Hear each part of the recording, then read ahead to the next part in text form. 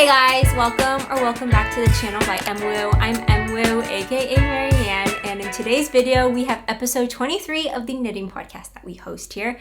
It's a little space on the internet where we talk about things crafty, primarily knitting. However, I do have some sewing things I'm going to throw in at the end because I mentioned in my last podcast episode that I bought a sewing machine and I'm starting a sewing class. So I've officially had my first class and I made a little something that I thought I'd share, and then I started a second project on my own time that I'm midway through. So I thought I'd just sneak it in, give a little bit of an update stuff. If you're not interested in that, feel free to skip that section when it comes. Otherwise, I'll be talking about all my other knitting stuff.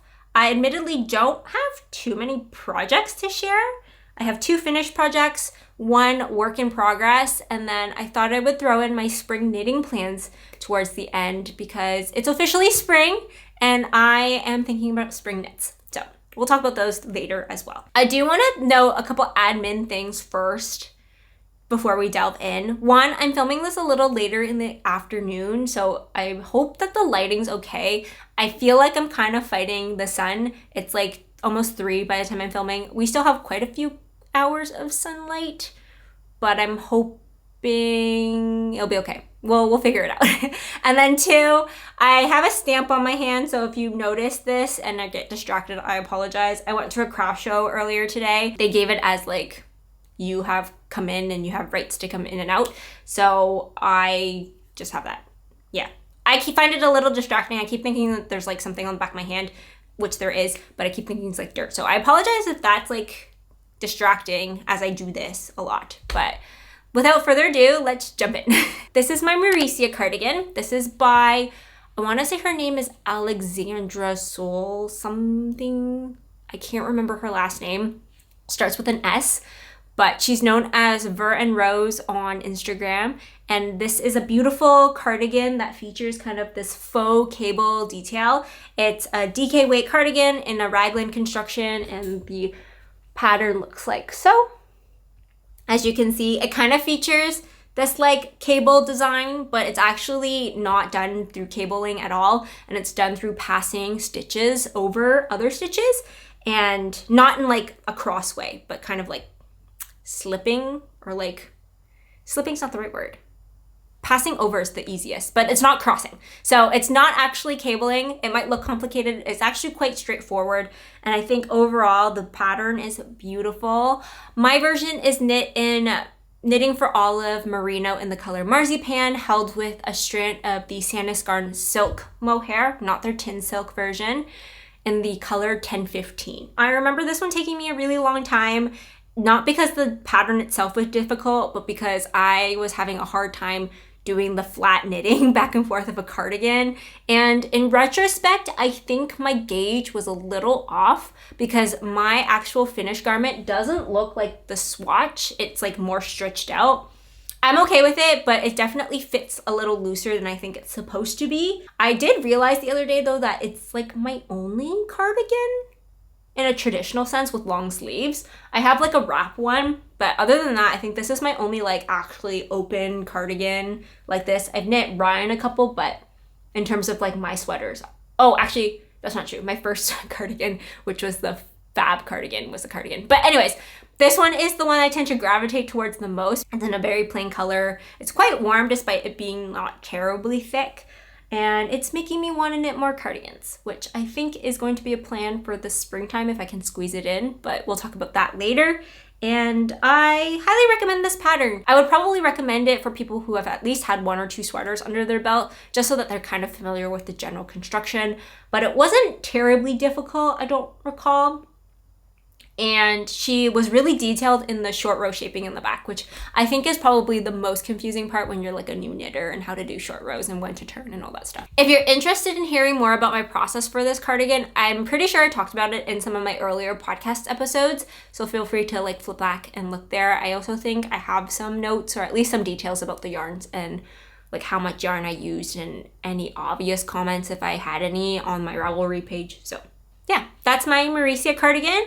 I will be honest, it's probably too hot for it right now, so I might take it off mid-podcast. But shall we move on into finished objects? I think so. For finished objects, I have two. One's a finished object, and the other one is a finished object that I casted off yesterday that needs to be blocked still, but I didn't want to run the risk of it drying as I was doing this podcast. So I'm just going to show it to you unblocked, and then in the next podcast, I'll show it in a blocked version. But the first one is this cowl. I started this in mid-February, I want to say, or beginning of March. No, I think in February. And it was in the last podcast episode. I was done most of the color work section. This is a really beautiful cowl because it has an actual reversible feature. So I have since done the stripe section and blocked it and everything. And yeah, so this was a test knit that I did for Anne. What's her last name? I can't remember. I'm really bad with names. But her Instagram handle is Trin Anelli, and she is the designer of the iris pullover. If you have seen that before, it's a beautiful drop shoulder sweater that has like an iris motif on it. When I was interested in making that one, I saw that she made a test call for this. At the time, it didn't have a name, but it's officially called the Old Compass Cowl, and it is now out if you're interested in it. So I was a test knitter for it, and it is designed with Holst Garn's Supersoft. So how this garment accessory starts is that you actually cast on with a provisional cast on. You do a couple rows of like the stripe section, then you do all of the color work motif, and then you finish off by doing the rest of the stripes. So it's like a long tube, and then you fold it in on itself and you graft the edges to make this kind of continuous situation. I used the same main color on the inside and the outside, but you'll see in the original sample, as well as some other test knitters, that the stripe side commonly has a darker background to it. I kind of kept it more neutral, and I don't have any like complaints about the pattern. It was really straightforward. It was quite short because most of the information is like on the color work, which was charted. And so it was just a matter of doing the charts a couple times and doing a bunch of stockinette, and then you had a cowl. I would say the most complicated part of this project was probably the swatch. People tend to have different gauge for color work versus stockinette. You really kind of have to try to figure out what needle you need for stockinette in order for that to match the gauge on the color work. The original pattern too has this be kind of like a funnel shape. So you actually transition to different needles to make it like smaller at the top and bigger at the bottom. I chose to just make mine a flat size because I didn't want to worry about figuring out like which was the top or which was the bottom. And I would say that my gauge was still a little off on the kind of stripe section. You can see that when I blocked it, there's like some wrinkling here because there's just a little bit of excess fabric. I think that my gauge is just slightly bigger. At the end of the day, I don't think it makes a huge difference, but it's not as clean as it could have been, you know? About the yarn. So like I mentioned earlier, this is Holst Garn's Supersoft. It's 100% wool fingering weight yarn. It comes in little cakes that look like this. They're so adorable. This is not one of the colors. This is a color for a different sweater that I'll talk about later. They come in little cakes like this, and they're pretty light fingering. So you get about 287 meters for 50 grams. And it's a really grippy, toothy yarn. I really enjoyed knitting with it, all things considering. It's not the definition of soft, the way that like cashmere is or alpaca is. It definitely has more texture, but it by no means, in my opinion, is itchy. It's got a little bit of a scratch to it because it is quite toothy and it has a lot of texture, but it blocks so beautifully. So when you are knitting with it, it feels really like stiff. It has a lot of like wool oil, it feels like, and so it kind of holds its texture. It felts really nicely, and so it's kind of a little bit strange when you block it and you get this really kind of drapey fabric that still has texture to it, but it's like not rustic in the sense that like Pure Gint is, or if you've ever touched like fisherman wool from the Lion brand, that one's also quite rough in my opinion. My color work is not very even, but after you do the blocking, it kind of just like all relaxes really nicely. The blocking of this one is interesting, and I don't know if this is like the recommended blocking strategy from everyone, but the designer Anne recommends you actually block it with like a 2-step process. So she tells you to block it in really hot water first. You can use soap if you want to, and that tends to apparently get rid of a lot of the oils. After you block it in that one round, the water is like really dark. It's kind of like uncanny, and it's not dye. I don't know if it's dirt. I feel like it's just like the oil, which is why it goes from like kind of like a sticky texture to like something that's not as sticky. Sticky might not be the right word, but it just feels like there's like a coating on it that makes it like rough. And then you block it again a second time, just normally with a little bit of wool wash before laying it flat and letting it dry. And I did that both for the swatch and for the final product, and I think it was beautiful. She says that as you wear it and as you like kind of break it in, the yarn kind of relaxes even more. So I'm curious to see how this kind of transitions over time. Albeit it is now officially spring. We're fluctuating in days that go from like 0 to plus 15 here where I live right now. Some days are like a little bit of a minus, but it's no longer, in my opinion, like winter accessory weather. You can go outside most often than not without like hats, gloves, scarves. So I probably won't get a lot of wear out of this until next winter. I actually also might gift it because I just think it's so cute. I think it would bring other people a lot of joy. So might gift it to someone if I find the right person. As of right now, I'll probably just go into stash. I'll probably pack it up with the rest of my winter stuff and enjoy it next winter if it doesn't get gifted before that. Did I talk about the colors? I don't think so. Before I move on, I will mention that. So the main color that I used throughout the whole thing is called Nougat. The brown striping that I used here is called Truffle. And then the colors throughout are Cloudberry, which is the dark purple, Crocus, which is the light purple, Maize, which is the yellow, and then Sage Blue, I think. If it's not Sage Blue, it's Blue Sage for like the greeny color. That is the Old Compass Cowl. I think that's all. It smells so good. It smells like wool. I really personally love the smell of like natural wool. Like when you go in, it's like, it smells like sheep. So yeah, this still smells like that. Anyways, I won't be weird and keep smelling my fabrics. But my yarn. But that's the Old Compass Cowl. I would highly recommend it. You'll see some things that came out of that a little later because I'll just spoil it now. I want to make the iris pullover for the springtime and I have all the yarn, but we'll talk about that in a little bit. I'm sweating. I'm going to take this off. Moving on to the next not officially finished object, and that is a pullover that I've been working on for quite some time. I hilariously mentioned 2 podcasts ago that I'm like, I'm going to put this on hold and work on other projects, and then eventually got back onto my needles and now it's done. That's what happens, I guess. But this is the Elisabeth pullover by PetiteKnit. It looks like this. It's basically a pullover with a little bit of a V-neck and a folded collar. It is something that I have been looking to make, if not the specific pattern, but like that kind of style of a pullover with like a really classic collar for quite some time. I was gifted Cardiff Cashmere for Christmas, and so I thought it would be like the perfect fabric. I keep saying fabric, for perfect yarn for kind of a very clean and classic sweater. And so when I got that yarn, I was like, you know what, I'm gonna bite the bullet and make this PetiteKnit pattern because it's just, you know, if you follow it, she uses this exact yarn.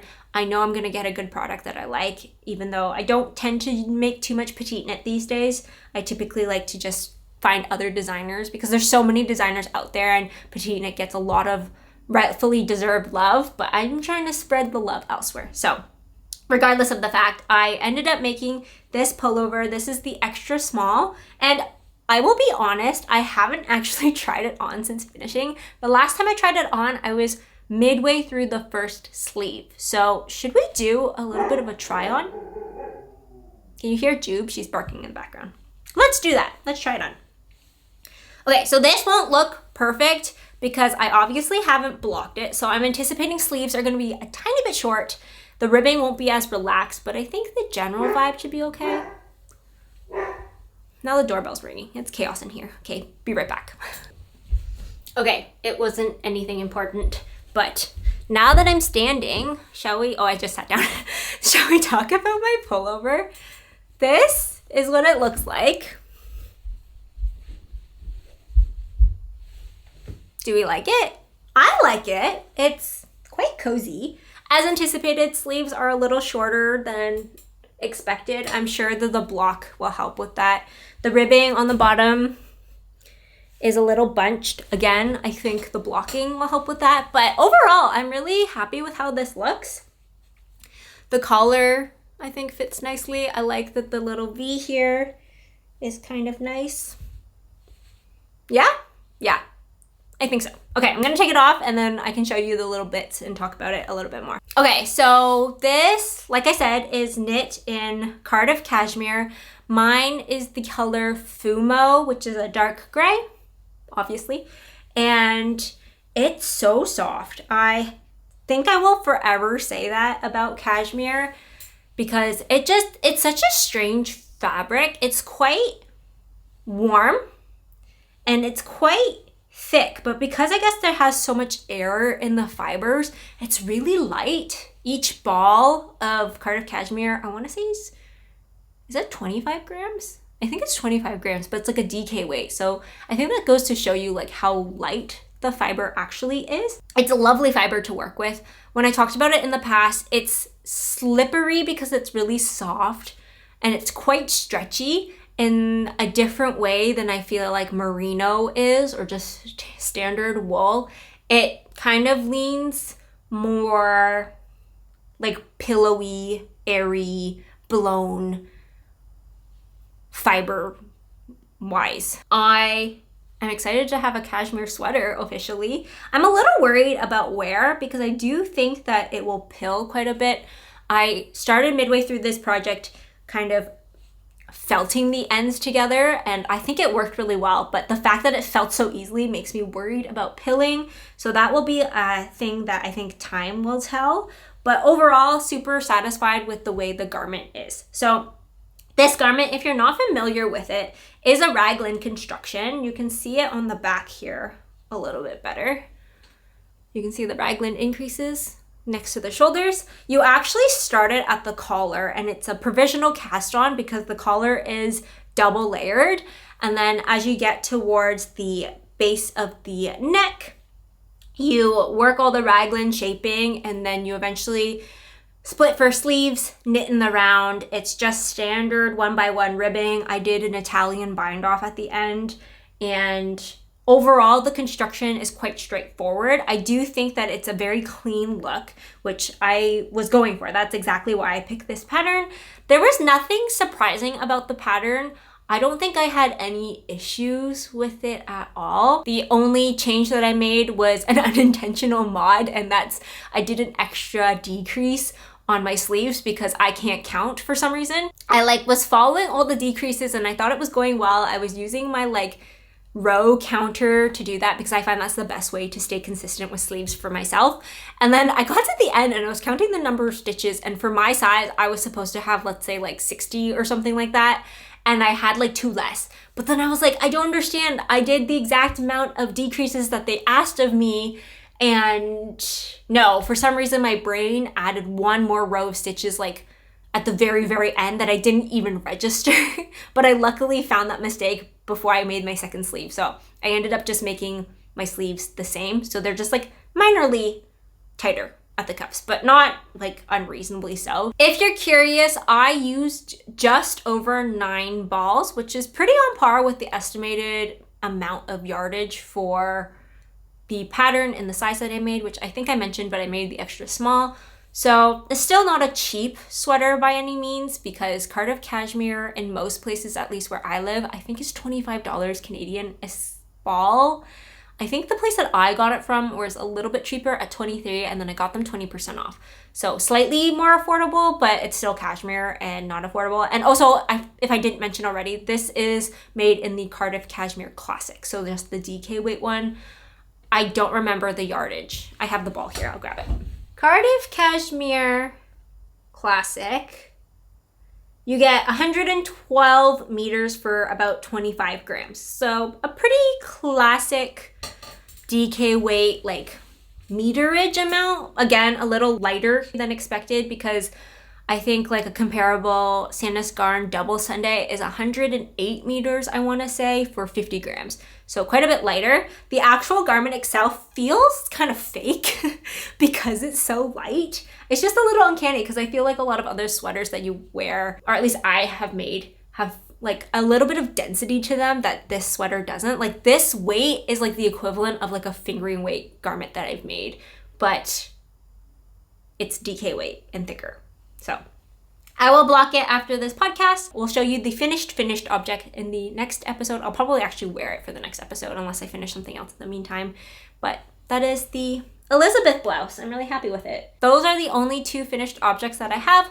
Let's talk about whips next. This whip shouldn't be surprising because I talked about it in the last, but I hadn't casted it on yet.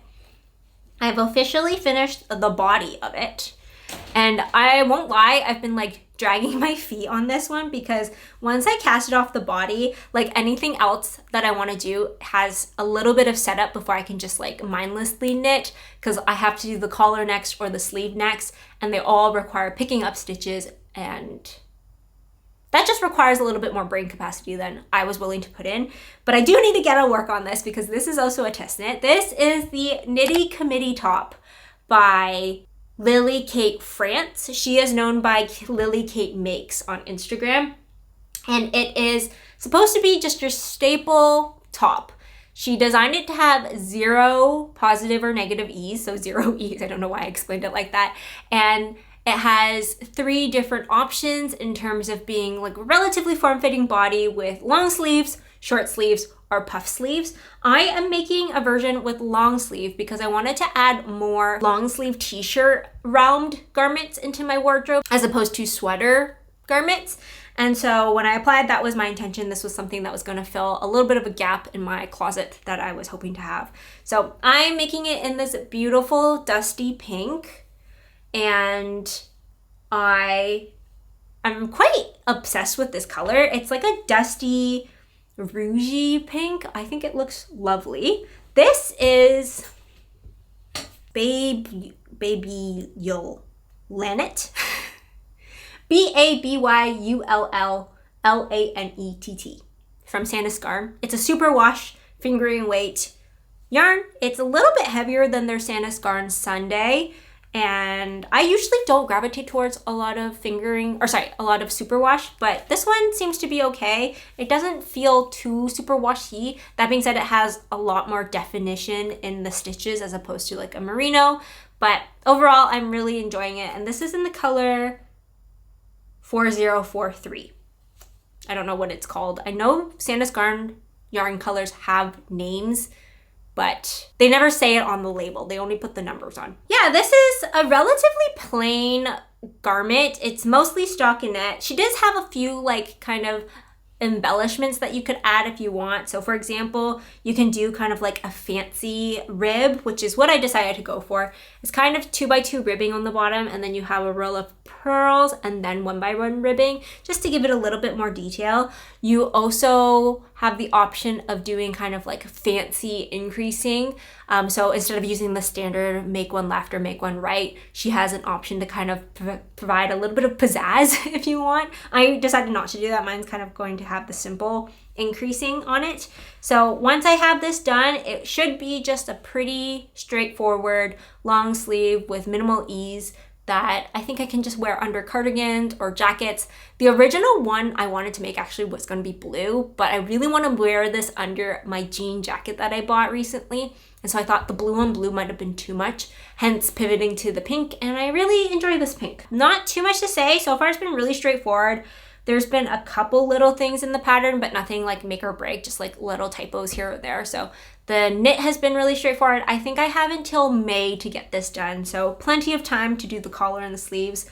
I just need to stop dragging my feet and do them because realistically it won't take that long. It's just not something that I can just pick up and go easily. I have to like sit down and actually count the number of stitches, the collar in particular. And I want to do the collar before I do the sleeves because I know that the collar influences how much like the top movement happens. For garments, I would always recommend doing the collar before the sleeves because sometimes you'll forget to do the collar and you'll knit a sleeve and then you'll put the collar up and you'll realize that it like pulls all the fabric in a little bit and then your sleeve is too short. So better just to do the collar first and then knit the sleeves that like they need to be so that you don't have to rip anything out and knit them again, because we're here to do minimal of that. I do not like frogging. I know it's part of the journey, but if I can avoid it, I will try. So yeah, this is the Knitty Committee top. It should be out in about a month or so, I hope. I think it would be a beautiful staple to have.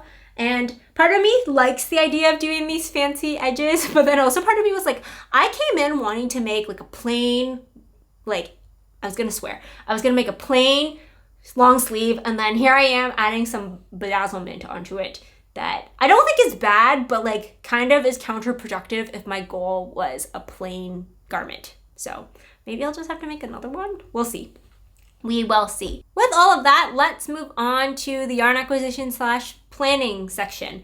I have news. I don't know why I did that. I didn't buy any yarn. Actually, that's a lie. I won't say that. I bought yarn for my test knit that you just saw, but I had a gift card. So that only came up to be $17, which not too bad, especially how historically yarn is quite expensive. So I'm pretty happy about that. And then on top of that, I had a net out month. What I mean by that is that I used more skeins than I brought in, which is the first time that's happened in 2025 so far. So that's always a plus. It means I'm like slowly working through my yarn stash. And while I don't have like any hard yarn buying or not buying situations, I know I talked about at the beginning of the year, I want to prioritize my stash a little bit more. Still keeping that in the back of my mind, but allowing myself the freedom to just like creatively make as I see fit. I'm still taking this as a win because usually once you have one of these months under your belt, it's usually easier to keep the momentum going. I find that like when you start buying things, it's easier just to keep buying things. But the fact that I had a month where I had more skeins used than more skeins come in, it's always a good sign. And I'm hoping to channel that into April. Now, I do recognize that April is local yarn store day month.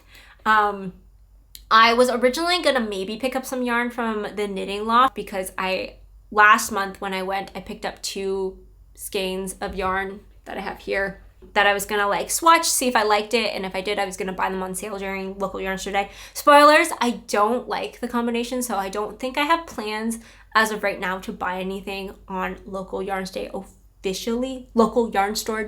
officially. But I teased this, so we can talk about this now. In the last podcast episode, I picked up these 2 yarn balls. One was a hank at the time. I don't know where my labels are.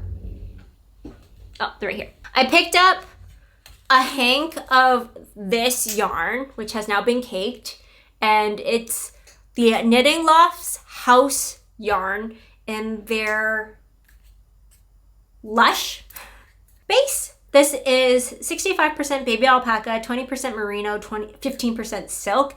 It's considered a heavy fingering weight. You get 185 meters for 50 grams. And it's this like super fluffy, kind of mohair adjacent, but thicker yarn. And it's so soft. I adore this yarn. But the reason why I bought this was that I have this vision for a fluffy, colorful, like funfetti almost looking cardigan, and I thought maybe this would work, but I thought it was gonna be too kind of yellow. You can tell it's kind of got like an undertone to the white that I didn't really love. So I thought I would try brightening it up by holding it with a cooler toned white. So this is Knitting for Olive Merino in the color Limestone, which is the rebranded version of Putty, which is a cooler white color. And I was holding them together. This is the swatch that I made. It's a brioche stitch swatch, which I really like knitting. I think brioche stitch is so fun. It's so squishy. It's so fun to knit, but I don't like the look. It's kind of the right direction in the sense that the weight and the texture of the yarn is right, but the color is wrong. So I don't think that the Merino brightened it up enough, and I wanted the colorful specks to be brighter. This is like a very, very muted kind of pastel-y. I think it would still be a beautiful cardigan, but it definitely wasn't what I was looking for. So I'm a little bummed about that, but at the end of the day, I am happy that I took the time to swatch it and see. Now, I have the dilemma where I really like that yarn combination, but I don't think there is any colorway in the Lush base that fits what I'm looking for. And because this is kind of like indie yarn, I don't know if I'll be able to easily find like an alternative for the Lush. So please let me know in the comments below if you know of a yarn that's like similar to this, but the colors are a lot brighter. I do think that when it was in the hank form, it was a little misleading because I guess when it's dyed, you see all the blues in one spot and all the purples and the pinks in one spot. But then when you cake it up, they get distributed and you don't realize until later, or at least I didn't realize until later, that this color on each strand is a lot more like toned down. And so when you knit it up, you get kind of more of like a muted overall fabric. So really like the combination. Don't know what I want to do with this yarn now because I don't have plans for it. It's not what I was looking for. But as I was saying earlier, it's good for me to know this now as opposed to diving in and buying a sweater's quantity and finding out that I don't like it. The Merino is quite versatile, so I'm sure I can find use for that elsewhere. Or I'm going to hold this together and do something else. Maybe a hat, a brioche hat.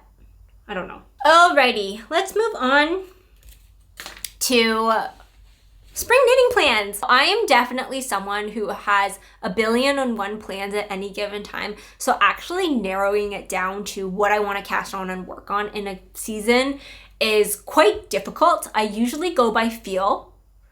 And I'm going to be honest, I probably still will go by feel. So this is really heavily dependent on what I'm feeling right now. But I've kind of narrowed the direction that I want to go for the next little bit to one for sure pattern, one for sure kind of garment structure idea. I'm kind of debating between two patterns that I'm curious to hear your thoughts. One accessory and then one nice to make if I can, but I don't know what pattern I want to make or what it looks like right now. I just kind of like have a garment in mind, like structure in mind. So we'll talk about the for sure pattern first. I already alluded to this earlier in the podcast when I was talking about my old compass cowl, and that is the iris pullover. Now this pullover is 100% wool. It will be the same kind of texture as the cowl, so it's not a terribly thick sweater, but I think it just screams spring, so I definitely want to start it. This is, as I was previously saying, an all over color work featuring iris kind of motifs color work sweater. I said color work twice. This drop shoulder, which I'm not a big fan of, but I couldn't not do it. And I already picked up the yarn because I ordered it at the same time I got this yarn for the cowl. And this is the yarn combination. So, or the color combination, sorry. So this is pretty much the exact same as the sample one. I am basically using all the same colors. The one that I changed is the lighter blue. I don't remember what she used in hers. I think it was topaz, and I'm switching it out for treasure, which I think is like a little bit more on like the green blue side. I haven't seen topaz in person, so I can't say for certain, but I think this will be a really cute sweater. I'll mention all the names of the colors in the description below, but basically they're all the same except the one, treasure. So all super soft from Holst Garn. I want to cast it on, but I haven't made the swatch yet, so I'm going to do that at some point. Again, a little bit more of like a hands-on experience to make that swatch than just a plain flat stockinette swatch. So at some point I will do that, but that's something I for sure want to cast on this spring. Will I be able to wear it by the time I finish it? Hard to say, but I think it'd be nice to at least have, and it'd be such a fun kind of garment to make. In reality, it probably would have been smarter to start that in the wintertime and then have it for the springtime, because I know Savannah from Savannah Knits just finished hers and hers looks gorgeous and she is like in the perfect season to wear it now, but I'm a little bit behind. I don't think that far in advance. So I'm gonna start mine eventually and then wear it eventually. The next one is I want to make a circular yoke long sleeve, similar to the Strange Brew Taylor Swift version that I made, but I want to make it in a marled kind of color, and I specifically chose these two. These are Holst Garn Coast. This is the wool/cotton version of the Supersoft, and I got the color River, which is this dark blue, to hold with the color Sapphire, which is this lighter blue. I think when I put them together, they'll make this really beautiful marled jean color, and I want to make either another version of the Strange Brew that I've made in the past using a DK weight versus a fingering weight, or I was looking on Ravelry and I saw another circular yoke long sleeve. She also has a short sleeve option that is called the Cotton Candy Tee. I think the designer, I have it here, her name is Kelly Reedy. Kelly Reedy. And hers is a circular yoke top with a ruffle edge, and that really caught my eye too. It's kind of flirtatious, it's kind of cute and fun and frilly, and definitely my vibe, and I think it would also look really nice in this. So I'm kind of debating between the two garments. I have 3 skeins of each, so I think exactly the right amount for either, maybe a little bit shy for the long sleeve version of the Cotton Candy Tee. I might have to switch that to a 3/4 length if I do decide to go that option. I think I just have enough for the like just plain stockinette. Or I could do a middle ground and hack my own version with a ruffle on the bottom of the Strange Brew pattern. I haven't fully decided. Curious to know your thoughts in terms of if I should do just a plain stockinette or a ruffle. This is again another situation of me being like, I want a plain sweater, and then adding some like little element to it. I guess that's just my personality. So really excited to use this. This yarn is really soft. I think holding it together will be a beautiful kind of slightly warm but airy sweater for the springtime. Way softer than the Knitting for Olive cotton merino, even though they're both wool merino blends. I think this one has a little bit more wool than it does cotton, whereas the cotton merino from Knitting for Olive has a little bit more cotton than wool. So maybe that's why. I also want to make a pair of plain white socks because I want to make ankle socks with a frill on the edge so I can wear them with my clogs. Now, I think that would be the cutest thing to wear with either the Boston clogs from Birkenstocks, or I also have like a pair of wood clogs from, I want to say it's like Lola from Stockholm or something along those names. And I think that with like a skirt or a dress would be really lovely towards like the warmer time of spring. I have yarn for it. I forgot to grab it out, but it's that Cascade Eco sock, I believe. I picked it up a while ago. It's just a plain white sock base with, I think, nylon in it. I don't typically make a lot of socks recently, but I think that would be so cute and such a fun staple. So hopefully eventually. And then the very last thing on my knitting plans is just like a general category is cardigans. I want to make more cardigans. I don't know if I have the time given that those other plans are going on, and I don't know what kind of cardigan I want to make. I don't want to do drop shoulder, and I want to do something very like plain and classic, kind of like the April cardigan, but I don't know if I want to do like a V-neck. I think the April cardigan is a V-neck. Not sure. Something maybe with a saddle shoulder or like a set-in sleeve would be nice. Please give me your recommendations if you have any. I really like Iness's cardi jumper. However, it's a drop shoulder, and I'm not really for drop shoulder. So I will be happy to hear your recommendations, but I definitely want more cardigans because wearing the Marysia is like the only cardigan, like I was saying, that I have that I want to just add more because I think it's like a great transition staple for both the spring and the fall. And realistically, I don't have enough. So we should make some more. But those are all my spring plans, at least vaguely right now. Hopefully we get some of those done, if not all of them. I think I might be a little ambitious. There's definitely a lot more other stuff that I want to do, like a berry color version of the matcha jumper, but I don't know if that will actually end up happening. And I also, in the back of my mind, want to start knitting like summer tanks and tees, but that's kind of for the summertime. So we'll get through the spring period. But knowing me, I'm probably just gonna go everywhere and cast whatever I want on it. So that is the plan. Before the light completely goes, because I'm recognizing that it's getting a little bit later in the afternoon, I want to quickly just throw in my sewing related stuff at the end here.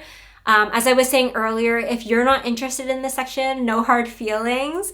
This is the end of the knitting section. So thank you so much for watching. I hope you guys enjoyed today's video. I will catch you guys in the next one. If you're curious about sewing stuff, I'll just quickly mention the 2 projects that I have. One of them is a finished one of them's on the go. But as I mentioned, I am taking a sewing class with my sister. First class was last Wednesday as of filming, and it was very interesting because I went in with no expectation, quite frankly. It wasn't really a class where like we go and we have like a set goal, at least for the first one. I think the teacher was trying to get a little bit of a vibe in terms of like where everybody was at and what we were comfortable with. And she kind of has this concept of just like, it should be fun, keep playing, kind of like just trial things out. So I went in just not knowing what I was gonna make, and I came out with earrings. Oh, that's the felt side. So she taught us about like patchwork sewing, and I think it was more so to give us an opportunity to practice just like straight stitching. So she had a bunch of strips of fabric, and I kind of sewed a whole bunch together and made these 2 interesting kidney shaped earrings. Originally they weren't earrings, they were just random patches that I just made for fun, but I transitioned them into earrings as per her suggestion. And I have my ears pierced, but I don't really wear or make earrings, but I thought they were cute anyways. This is one of them. It's kind of got these like fun fabrics. And then this one's another one that's very similar, but a little different. So yeah, those are officially the first sewing project that I made. Did anybody anticipate them being earrings? Because I didn't. The other one is probably a little bit more interesting. So the second project is actually a project that I started before the earrings. I got like halfway through before I went out of town over the weekend, so I didn't get to work on it, and then I haven't really had a chance to like start up again. But I'm making a bucket hat, and this is what I have so far. I posted this on Instagram when I had this little bit of a status update, and it's just the top like hat portion of it right now. It's supposed to be a reversible hat. I'm following a tutorial by, his name is Glory Allen, I believe. He's a Torontonian who has a sewing channel, and he has a couple of like easy beginner patterns that I thought I would follow. So I went to the fabric store, and Ryan picked out this like kind of like white and blue, not really squared, but like kind of, I don't know what it is, like woven pattern, and then this plain blue one, and I am making him a bucket hat. So this is how it's going so far. I'm quite impressed with myself in terms of like how clean the outside stitching is. Now, when you turn it over, you can realize that I was a little lazy and I didn't actually like iron anything when I should have. So there's like some of these bits that like I missed, but you know what? I think it's all part of the charm. So don't know when I will finish this, because as much as I really do enjoy sewing, it just requires a little bit more energy on my end, and compounded with the fact that we were out of town, and then I had 2 back-to-back in-person days last week for work, like kind of like conferences. I was so zonked out that I just wanted like bare minimum, get back into the flow of things before I like dish out the sewing machine and get that started and all that stuff. So eventually this hat will get done. I just don't have immediate plans. I have all the pieces cut out. I just actually need to sew them together. And then that is that. I also grabbed a couple fabrics from my mom, which I honestly feel like the fabric's like maybe a couple years younger than me. My mom's been hoarding fabric for like years that I want to make pants from. I've been really interested in the Lane pants from, I can't remember the designer's name, so I'll put her on the screen, but she's having a moment on Instagram, and every person that I've seen make those pants looks incredible in them. So I really want to make them. My mom gave me some gingham patterned fabric. I feel like gingham is such a spring pattern that it makes me really happy. So eventually there, but one thing at a time. I'm going to finish the hat before I start the pants. And I think this week for the sewing class, we're working on a bag, which will be really exciting because the teacher gave some sample projects, and she had like a toiletry bag that looked really cute to make. She also made a tote that was really exciting. So we will see how that goes. I will update you guys the next time I see you. But I think that is all for today. Again, I apologize if the lighting is kind of like getting darker.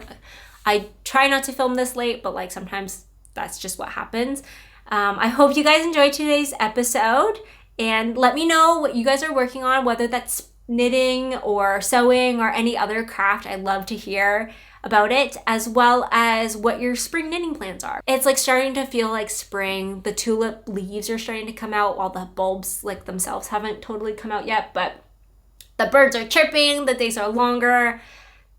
All of this to say that spring finally feels like it's here. And while I'm a winter girly through and through, I love the winter, it's been nice to have a little bit of a change of pace. So it's going to be exciting to see how spring knits turn out.